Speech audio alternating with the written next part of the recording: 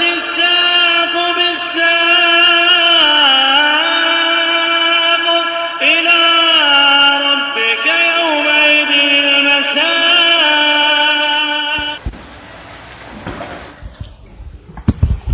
الحمد لله رب العالمين والصلاة والسلام على رسوله الأمين وعلى آله وأصحابه ومن تبعهم بإحسان إلى يوم الدين. أما بعد. Pada pembahasan yang lalu, ikhwanillah, kita telah membaca pembahasan seputar qiyas dalam permasalahan tauhid wal aqidah. Bahwasanya pada asalnya tidak diberlakukan qiyas pada permasalahan tauhid. Bagaimana kemarin kita sebutkan penukilan dari siapa?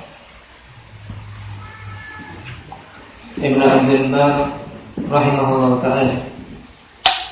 Dan diperinci oleh siapa? Yang berikan perincian bagus, alhamdulillah, berhubungan dengan masalah qiyas yang kemarin kita baca. Siapa?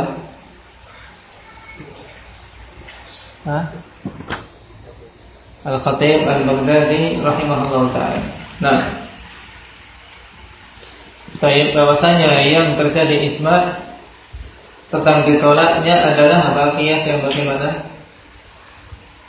Qiyas yang menjerumuskan kepada bid'ah wal ilhad. Nah, bid'ah dan ilhad. Ilhad adalah penyimpangan, nah, yang bisa mencapai derajat kekufuran. Nah, pada jenis inilah kalam para ulama ikhwanillah diterapkan tatkala mereka mengatakan la tu'badu syamsu wal qamar illa bil maqayis. Tidaklah matahari dan bulan itu diibadahi kecuali dengan sebab kias-kias yang batil. Tatkala mereka menyamakan makhluk dengan Allah Subhanahu wa ta'ala, ini kias. Nah, dan iblis alhamdulillah di antara sebab terusirnya dari jannah juga karena kias yang fasik, kias yang rusak. Nah, yaitu dia mengkias bahwasanya tatkala dirinya diciptakan dari api itu lebih utama daripada yang diciptakan dengan tanah. Ana khairun minhu khalaqtani min nar wa khalaqtahu min tin. Aku lebih bagus dari Adam. Aku diciptakan dari api dan engkau ciptakan dia dari tanah. Nah, berarti kalau demikian, nah, ini awal mukadimahnya. Nah, aku diciptakan dari api, engkau ciptakan Adam dari tanah. Dalam pemahaman iblis, api lebih utama dari tanah. Maka hasil kiasnya apa? Berarti aku tidak perlu sujud kepada Adam karena aku lebih mulia dari Adam. Sebab aku dari api, dia dari tanah. Ini kias fasid. Tatkala menyelisihi dalil, menyelisihi perintah Allah Subhanahu wa ta'ala. Nah, dan di sana ada jenis kias yang digunakan oleh para ulama rahimahumullah ta'ala. Nah, dalam pembahasan akidah maupun tauhid yang dinamakan dengan apa? Qiyas aulawiyah. Nah, baik, bagaimana dhabit qiyas aulawi ini? Baik.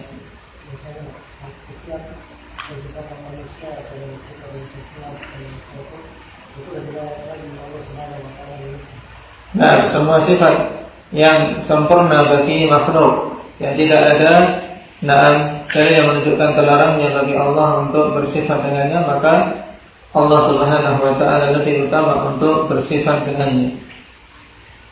Dan qiyas Allah yang banyak digunakan dalam pembahasan akidah, tapi tidak sebagai apa? Sebagai landasan utama. tidak sebagai landasan utama. Karena yang menjadi landasan utama dalam masalah ini Al-Quran wa Sunnah. Adapun qiyas awlawi ini digunakan untuk apa? Minbar taksir al-adillah, memperbanyak dalil, dan juga untuk membungkam ahlul batin sehingga mereka tidak berkutik tatkala dibantah dari berbagai macam sisi. Ada pun dua qiyas yang lain yang batil. Qiyas apa namanya? Indahnya Zakaria. Qiyas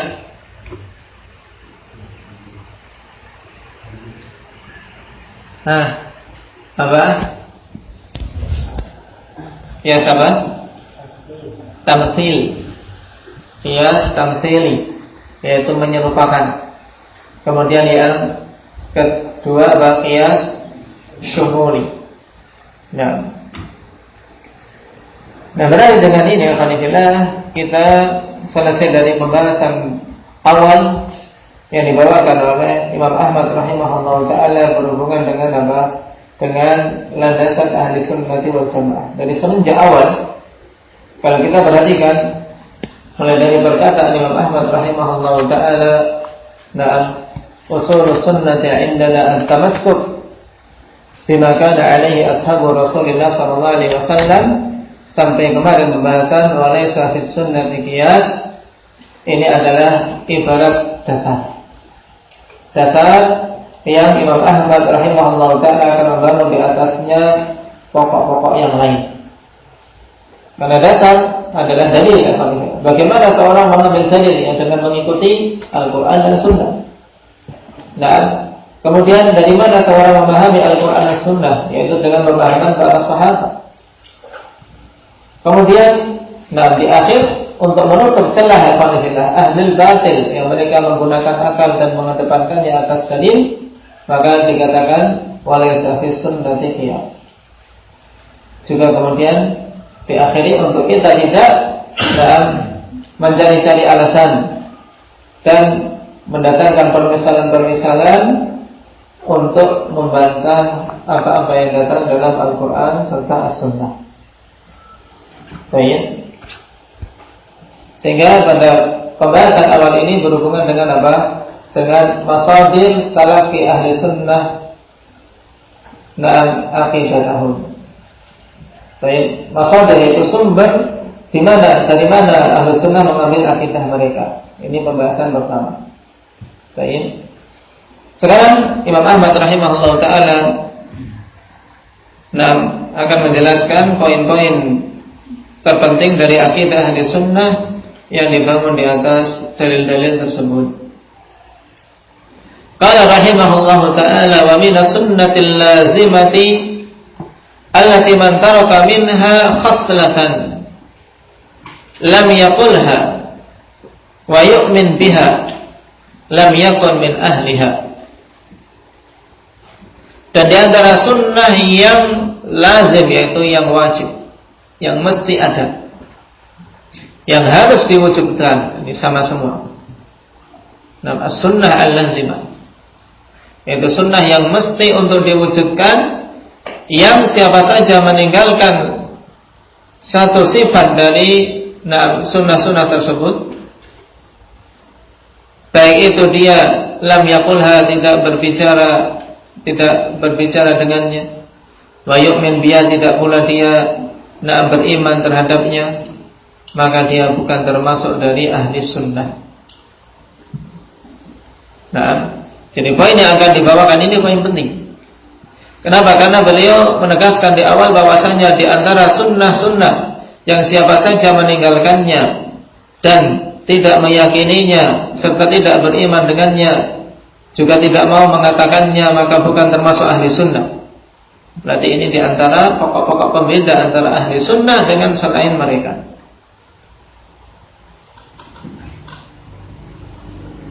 Qala rahimahullahu ta'ala, yakni asy-syarih Syekh An-Najmi rahimahullah, qawluhu wa minas sunnah bimakna at-tariqah wal minhaj.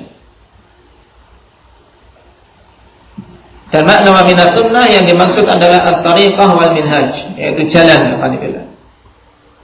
Karena makna al-minhaj yaitu asal maknanya adalah at-tariqah.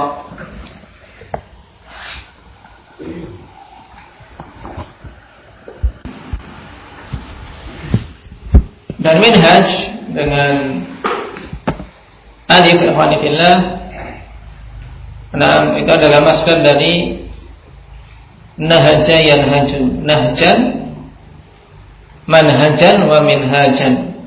Jadi bisa nahjun, bisa manhajun, bisa minhajun. Ini semuanya masdar dari nahaja yanhaju.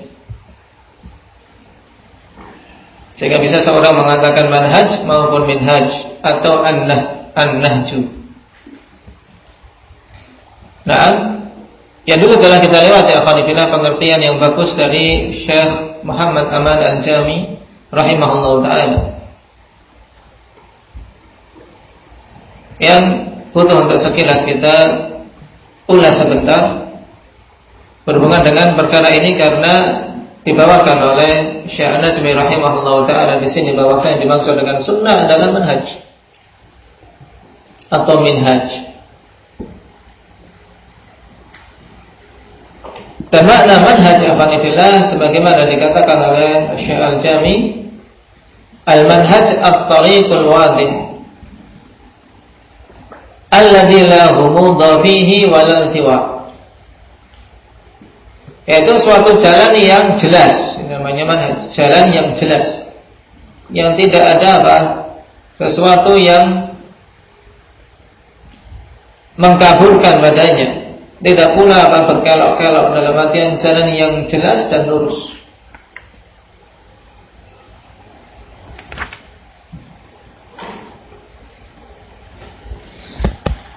Sehingga ketika seseorang mengaku berada di atas manhaj sunnah, maka berarti dia berjalan di atas jalan yang jelas, yaitu di atas sunnah Rasul SAW pada keseluruhan jalan hidup dia, baik secara akidah, baik dalam beribadah, dalam berdakwah maupun dalam berakhlak.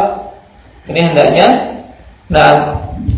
semuanya terwarnai dengan manhaj yang dia tempuh tersebut.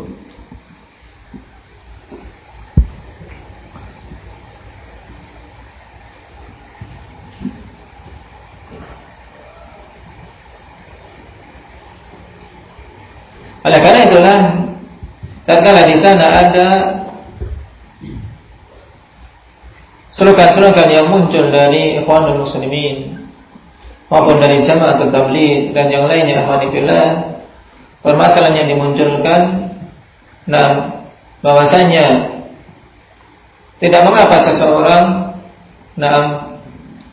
menempuh manhaj selain manhaj ahli sunnah, yang penting akidahnya ahli sunnah. Sehingga di sana seakan-akan ada perbedaan dan mungkin untuk dipisahkan. Ya, seakan-akan mungkin dipisahkan antara manhaj dan akidah.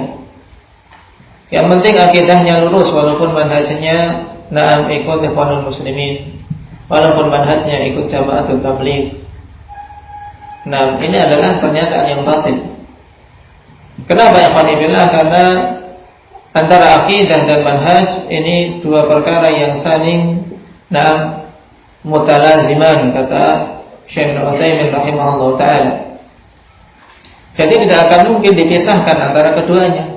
Walaupun kalau kita membahas dari sisi makna istilah, tentunya istilah manhaj itu lebih luas cakupannya. Kenapa? Karena manhaj itu mencakup mencakup seluruh aspek kehidupan seorang muslim. Sedangkan akidah telah kita lewati, ini ketika disebut secara istilah berhubungan dengan keyakinan seorang muslim. Tapi kalau minhaj lebih luas, mencakup akidah dia, mencakup ibadah, mencakup akhlak, mencakup muamalah. Cuman jangan sampai tatkala mendengar penjelasan para ulama tentang perbedaan antara manhaj dan akidah, sebagaimana yang dibawakan oleh Syekh Al-Fauzan hafizahullah ta'ala, kemudian menyangka bahwasanya kedua perkara tersebut bisa dipisahkan. Nah, tidak bisa dipisahkan antara keduanya. Nah, sebab apa ikhwanillah? Sebab manhaj tidak akan lurus kalau akidahnya tidak lurus. Dan akidah tidak akan dikatakan lurus kalau manhajnya tidak lurus. Mesti. Oleh karena itu Syekh Ibnu Utsaimin mengatakan al-manhaj mabniyun 'alal aqidah, faman kanat aqidatuhu salimah fasayakunu manhajuhu saliman bila syak. Manhaj itu dibangun di atas akidah, maka siapa saja akidahnya selamat, maka mesti manhajnya akan selamat tanpa ada keraguan. Baik. فَإِذَا اتَّخَذَ إِنسَانٌ مَنْهَجًا مُخَالِفًا لِمَنْهَجِ الرَّسُولِ عَلَيْهِ الصَّلَاةُ وَالسَّلَامُ وَخُلَفَائِهِ الرَّاشِدِينَ فَمَعْنَاهُ أَنَّ عَقِيدَتَهُ غَيْرُ سَلِيمَةٍ. Maka kapan saja seorang mengambil manhaj yang menyelisih manhaj Rasul sallallahu alaihi wasallam dan khulafaur rasyidin, dia mengikuti manhaj tablighi misalnya dalam dakwah, atau mengikuti metode Ikhwanul Muslimin dalam dakwah karena menurut dia ini lebih bisa diterima masyarakat, karena tidak terlalu banyak memperingatkan manusia. Yang penting ayo kita bersatu di atas Islam, yang penting bersatu. Ini tidak akan ada resiko. Nah, tidak ada resiko ya Fadilillah kalau orang sekedar apa? Ayo, kita makmurkan masjid, ayo kita beribadah, ayo, kita bersedekah. Tidak ada risiko. Tapi kalau kemudian dia jangan melakukan kesyirikan, jangan melakukan kemaksiatan, jangan melakukan kebid'ahan, ini baru akan ada pengingkaran. Ini jelas ya kamu. Sebagaimana yang dialami oleh Rasul sallallahu alaihi wasallam. Namun orang seperti ini menunjukkan akidahnya tidak selamat. Kalau dia menempuh manhaj selain manhaj Rasul sallallahu alaihi wasallam dan khulafaur rasyidin, famaknahu anna aqidatahu ghairu salimah. Maka maknanya bahwasanya akidah dia itu tidak selamat. Sebab kapan saja akidah seseorang selamat, akidah seorang lurus, mesti manhajnya pun lurus. Nah, oleh karena itulah kalau kita memperhatikan para ulama mengingkari permasalahan apakah antara akidah dan manhaj itu bisa dibeda-bedakan. Karena ini asalnya adalah perangkap dari ahlul bidah untuk mempermainkan akal-akal para salafiyin, sehingga mereka terperangkap dalam istilah tersebut. Ketika mengatakan ada perbedaan antara keduanya, berarti tidak masalah, yang penting akidahnya lurus. Nah, yang penting kan akidah. Kalau akidahnya selamat, berarti selamat dia, walaupun dia mengikuti manhaj dakwah tablighi atau bergabung dengan Hizbut Tahrir atau bergabung dengan Ikhwanul Muslimin dan yang lainnya. Dan telah kita ketahui tadi bagaimana menjelaskan permasalahan tersebut, bahwasanya itu semua adalah perkara yang batil dan syubhat yang sangat rapuh. Karena antara akidah dan manhaj dua perkara yang tidak mungkin bisa dipisahkan. Nah, ini berhubungan dengan makna minhaj yang diinginkan oleh Imam Ahmad rahimahullah ta'ala, bahwasanya wa minas sunnah, yakni termasuk di antara manhaj yang harus seorang muslim berada di atasnya, yang harus dia ambil dan pegang dengan erat. Yang siapa saja meninggalkan salah satu dari prinsip-prinsip tersebut, dia bukan termasuk ahli sunnah. Bahkan ikhwanillah, sebagiannya kalau seorang meninggalkannya bukan termasuk ahli Islam, karena keluar dari Islam dikarenakan tidak mengambil perkara akidah tersebut.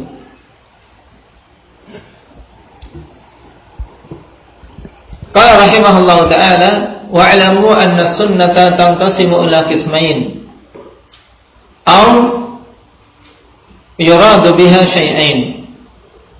Sekarang kita baca dulu penjelasan Syekh Al-Najmi rahimahullah ta'ala tentang makna sunnah yang terkadang rancu pada sebagian awam.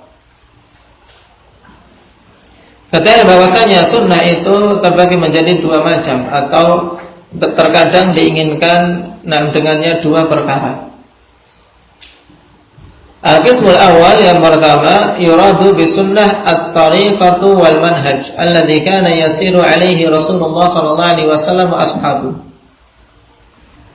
Yang pertama dimaksudkan dengan sunnah adalah jalan dan manhaj yang Nabi sallallahu alaihi wasallam beserta para sahabatnya berjalan di atasnya. Nah, dan inilah kalau kita mendapati istilah sunnah dalam pembahasan akidah atau dalam kitab-kitab akidah, biasanya yang diinginkan adalah ini, yaitu jalan hidup Rasul sallallahu alaihi wasallam yang kita dituntut untuk meneladani dan mencontoh beliau. Wa hadzal qismu yatanawalu al-wajib wal mandub. Dan bagian pertama ini ya mencakup yang wajib dan mandub, yang sunnah, yang wajib dan mustahab. Fa yuqalu min sunnati Rasulillah sallallahu alaihi wasallam kada. Maka dikatakan di antara sunnah Rasul sallallahu alaihi wasallam demikian, yaitu di antara jalan hidup Nabi sallallahu alaihi wasallam demikian. Baik dalam perkara akidah, dalam perkara ibadah maupun dalam perkara muamalah, serta aspek-aspek kehidupan yang lain.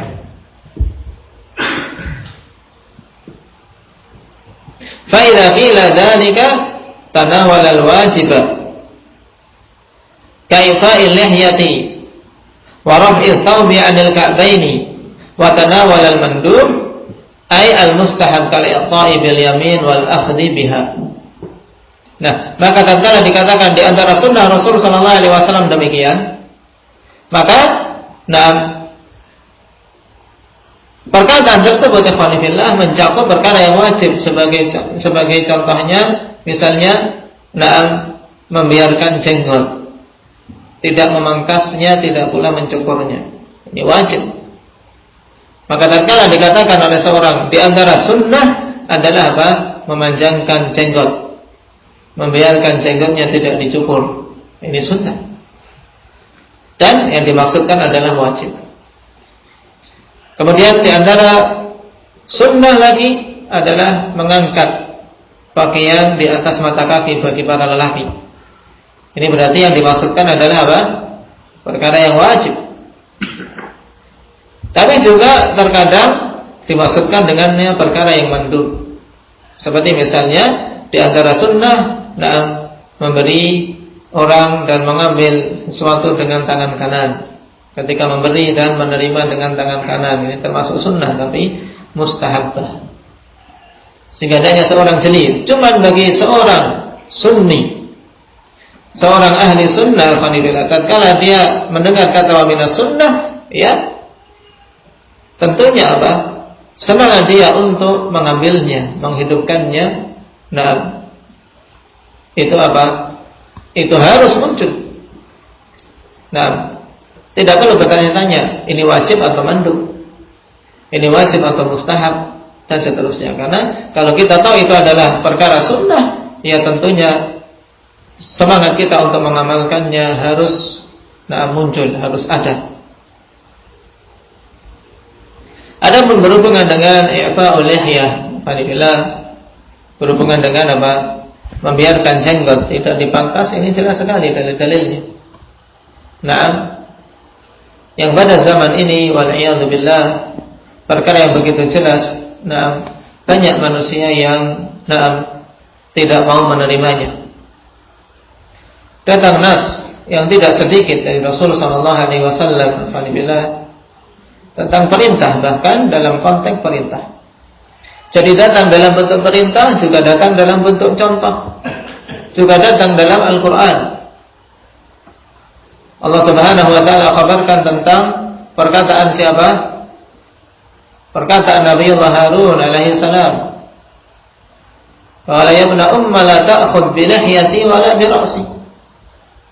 Wahai anak ibuku, jangan engkau apa? Engkau mengambil jenggotku. Dalam artian jangan engkau tarik jenggotku. Berarti ini sunnah para anbiya. Bahwasanya para anbiya mereka adalah orang-orang yang memelihara jenggotnya. Dan dikatakan oleh Asy-Syanqiti rahimahullah taala pada tafsir beliau Adwaul Bayan bahwasanya ayat ini akhwatullah merupakan dalil pokok tentang masalah membiarkan jenggot dalam Al-Qur'an. Bisa dilihat dalam Adwaul Bayan pada ayat tersebut. Adapun dari as-sunnah banyak. Di antaranya dalam Sahih Bukhari dan Muslim dari hadis Abdullah bin Umar radhiyallahu anhuma. Rasulullah sallallahu alaihi wasallam mengatakan khaliful musyrikin ahwus syawarib wa awful liha. Selisilah orang-orang musyrikin, pangkaslah kumis dan biarkanlah jenggot. Dalam artian jenggot dibiarkan, tidak dipangkas, tidak dicukur, tapi hanya dibiarkan dan dirawat. Ini hadis Ibnu Umar dengan perintah di depannya khaliful musyrikin. Kemudian dalam hadis Abi Hurairah riwayat Muslim, Rasulullah mengatakan juzus syawarib wa arkhul liha khaliful majus. Pangkaslah kumis, juzu. Dalam semua riwayat ikhwanifillah tidak ada yang dalam perintah untuk mencukur, tapi baik itu qas, digunting atau dipangkas. Dalam artian tidak sampai pangkal. Tidak dengan fi'il halika yahliku. Tidak ihliku, tidak ada perintah yang demikian. Oleh karena itulah yang sesuai sunnah dalam mencukur kumis ikhwanifillah adalah dengan memangkasnya, tidak mengerok. Dan dalam riwayat ini Rasulullah SAW katakan juzus syawarib wa arkhul liha khaliful majus. Selisilah orang-orang majusi. Ini dalam hadis Abi Hurairah riwayat Muslim. Kemudian datang dari hadis Abi Umamah radhiyallahu anhu yang dimasukkan oleh Syalbani dalam as-silsilah as-sahihah. Rasulullah SAW mengatakan qussu sibalakum wa waffiru athaninakum wa khalifu ahlal kitab. Juga sama. Tayyib diperintahkan untuk waffiru athaninakum, yaitu bermakna syawar, bermakna liha, bermakna jenggot. Wa khalifu ahlal kitab, dan selisilah ahlul kitab. Jadi semua golongan di sini dari golongan-golongan ahlul batil. Dalam riwayat muttafaqun alaih musyrikin. Dalam riwayat Muslim dari Abi Hurairah al-majus. Dalam riwayat di luar sahihain yang dimasukkan oleh Syalbani rahimahullah taala dalam as-sahihah dengan lafaz khalifu ahlal kitab. Selisilah ahlul kitab. Ini sama menunjukkan bahwasanya perintah tersebut adalah perintah yang memang diinginkan oleh Rasul sallallahu alaihi wasallam. Yaitu perintah untuk memanjangkan atau membiarkan jenggot, tidak dipangkas. Oleh karena itulah kalau kita perhatikan ulama terdahulu, mereka sangat tegas dalam perkara ini. Di antaranya Ibnu Abdul Bar rahimahullah taala, dia mengatakan wa yuhramu halqul lihyah, diharamkan untuk mencukur jenggot. Wala yaf'aluhu illa al-mukhannithun minar rijal, tidaklah melakukannya kecuali orang-orang banci dari para lelaki. Yang melakukannya ya orang-orang banci. Dan pada zaman ini ikhwanillah waliyadzubillah, manusia lebih bangga dengan kebancian. Pada zaman dulu para ulama, karena jenggot ini kan Allah Subhanahu wa taala berikan beda-beda. Ada yang Masya Allah jenggotnya lebat sehingga wibawanya Masya Allah orang melihatnya. Nah, walaupun ketika ditanya apa itu isim tidak tahu. Nah, tapi ada alim, qadhi, tapi tidak memiliki jenggot. Oleh karena itu dulu orang Arab ikhwanifillah terkadang sangat sangat prihatin tatkala melihat alim mereka, misalnya qadhi. Qadhi besar, dalam artian alim kibar, tapi tidak memiliki jenggot. Sampai mereka mengatakan seandainya jenggot bisa kami beli, akan kami belikan untuk menambah kesempurnaan penampilanmu. Karena menambah wibawa.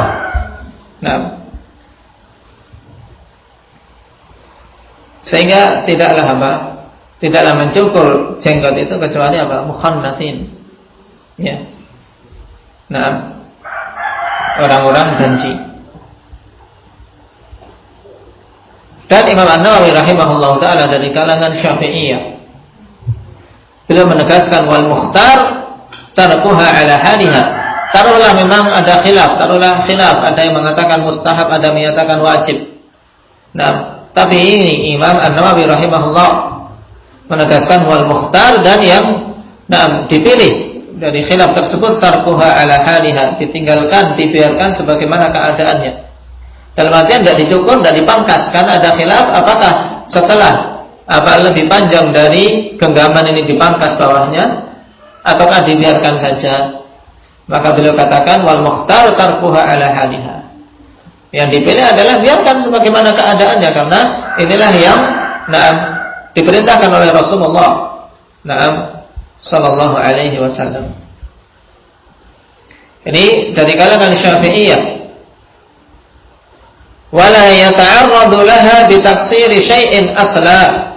Dalam syarah Muslim beliau katakan demikian. Dan hendaknya dia tidak ta'arrud laha, yaitu dalam artian tidak perlu kemudian dia berusaha untuk memangkasnya, memendekkannya. Intinya biarkan tumbuh sebagaimana Allah Subhanahu wa taala berikan. Kewajiban kita membiarkan dan merawatnya. Dirawat, diminyaki kalau banyak beruban, warnai, disemir sehingga tidak berwarna putih. Demikian.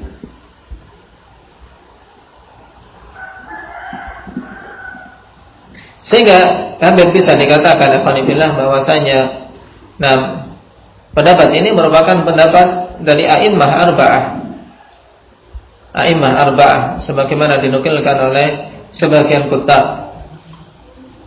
Waqad ittafaqatil madzhabul arba'ah ala wujubi tawfiril lihyah wa hurmati halqiha. Dalam Al-Minhalul Al-Mawrud yang dikatakan oleh As-Subki Asy-Syafi'i.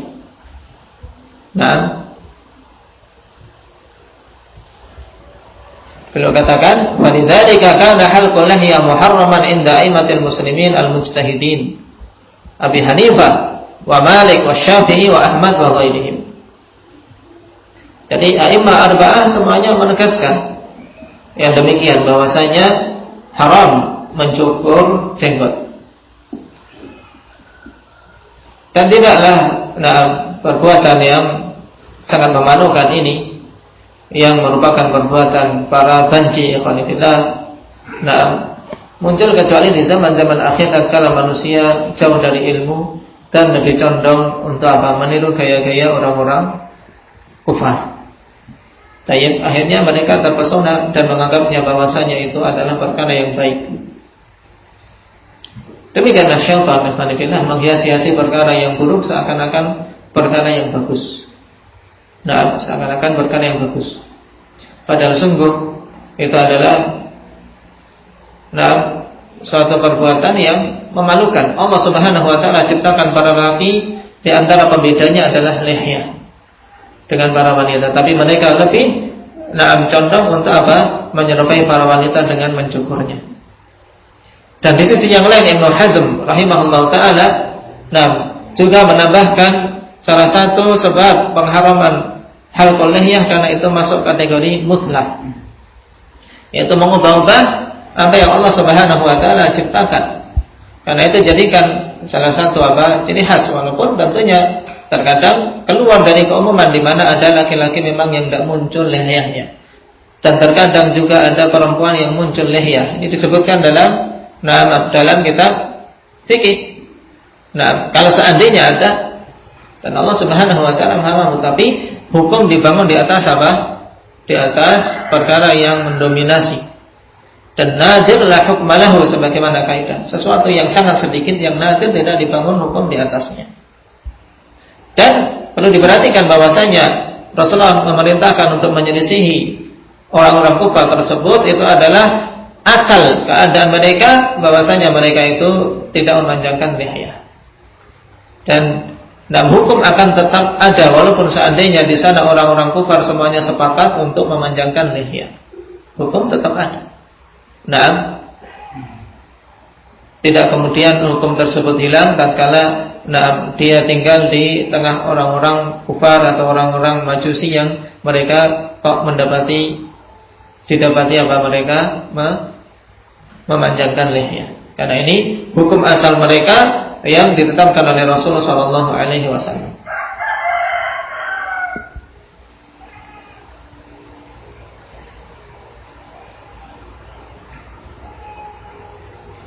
Berkata Ibn Hazm al-Andalusi dalam Maratibul Ijma' juga dalam Al-Muhalla ikhwanifillah beliau mengatakan wattafaqu. Ini.